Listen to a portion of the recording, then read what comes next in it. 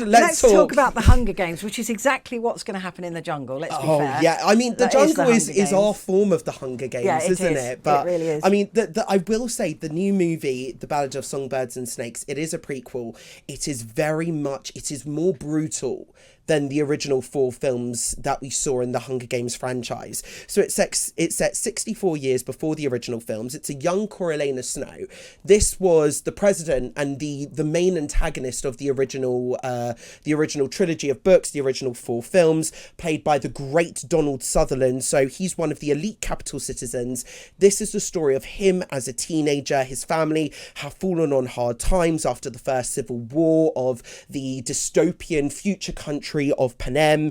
He and 23 other high-achieving students from the prestigious academy, bearing in mind they're all teenagers, they're all 18, they've been selected and given the immense responsibility to be the first mentors for the 10th annual Hunger Games. So in order to get his family back on track in society, in order to get them, back in mainstream society, back in a good monetary position, he has to win the plinth prize by winning the Hunger Games with his tribute. So his tribute from District 12, Lucy Gray-Baird, similar in ways to Katniss Everdeen, played by Jennifer Lawrence in the original films, different in other ways, but she would need to win the Hunger Games in order to put him back on track in society. Very interesting, but because they're the 10th Hunger Games, they're far more rudimentary. This is a far darker film than we're used to, far more brutal at times, but it's got an amazing cast. Viola Davis plays the head game maker, Dr. Volumia Gaul. Peter Dinklage, Dean Casca Highbottom, the professor of the academy who's addicted to medication. Then we've got the young ones, Tom Blyth, young Coriolanus Snow, Rachel Zegler. You might recognise her name from West Side Story. She's, of course, going to play Snow White, and she made some very controversial comments previously as well. Our viewers might know. She plays the main protagonist, Lucy Gray-Baird. We've also got Hunter Schafer, who plays Tigris, Coriolanus's cousin. Again, another character from the original franchises. And then we've got Josh Andres Riviera, again, West Side Story, also the original cast of Hamilton. He plays Sejanna Blyth. So let's go on to our exclusive. I was down at the world premiere at the BFI IMAX. Of course, I spoke to Rachel Zegler.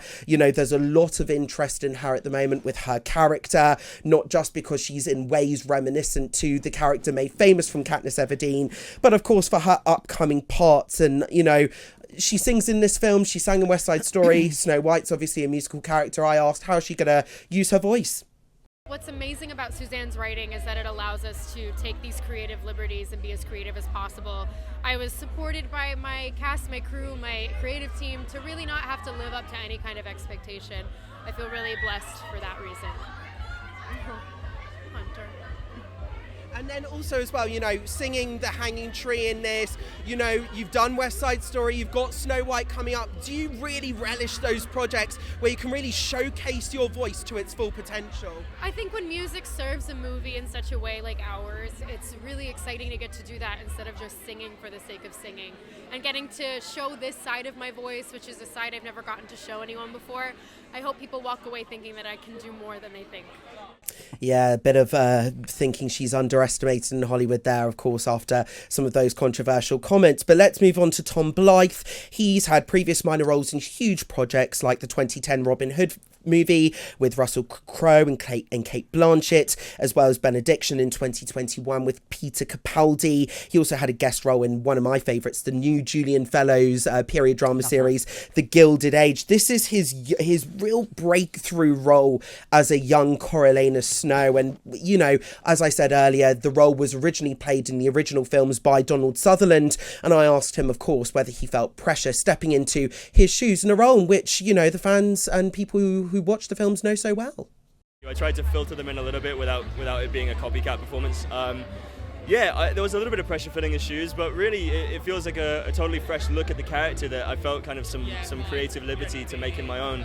And Francis Lawrence, our director, was very keen on not trying to make it a Donald Sutherland performance, as good as that is. We've seen Older Snow, we've seen him in his kind of evil era, and what we want to see now is like what is behind all that.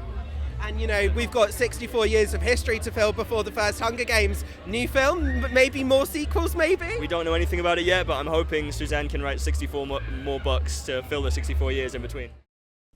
Yes, so, we've got 64 years of history to fill in between. Prequels. So, 64 years of prequels, you never know. I've heard inside sources that they may or may not be working on a new prequel.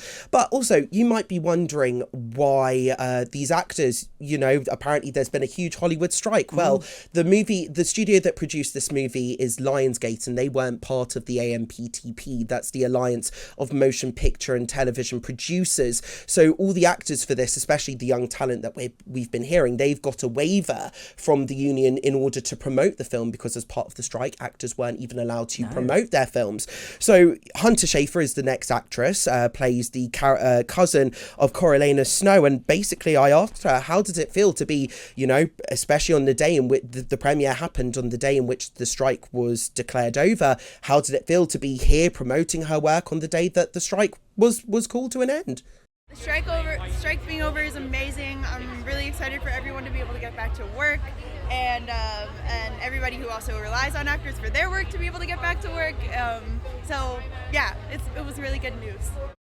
Emphasis on everybody else, because I think people think of these Hollywood strikes as, it's just rich actors wanting more money, but actually, but it's designers, but this is the thing. Actually, what the strike was really about was about the jobbing actors getting their fair share of the industry and getting their fair crack of the whip. And this strike, it didn't just affect the actors; it affected the wider movie industry, especially in the UK. People have lost their homes. But this is the thing: 2/3 of the UK cinema industry depends on Hollywood and the continuation of Hollywood projects and these huge international studios and distributors. They shut down, didn't they? Because it was a lot of American SAG-AFTRA actors, I think.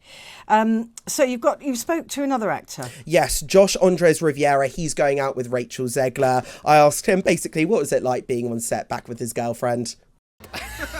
Oh yeah, she did not like that day. The one day you're on set together and she didn't like it. She did not like that day. Other than that day, because that was obviously a little bit stressful for her, I was having a great time. I don't know, I came out and I was just kind of like, I have this awful little thing that pops into my mind when I'm doing an emotional scene. I'm like, everybody's gonna cry, this is gonna be so fun.